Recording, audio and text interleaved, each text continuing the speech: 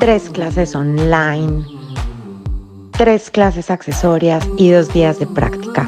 Así de sencillo podríamos intentar resumir lo que fue el curso de bruxismo y respiración oral, esta primera edición en Madrid, pero fue muchísimo más que esto.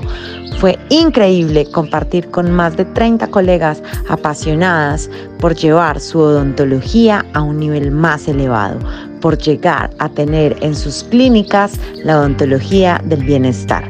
Tenemos abiertas las inscripciones para las próximas ediciones en México, Portugal y España. Los espero en 2025 para ampliar la mirada.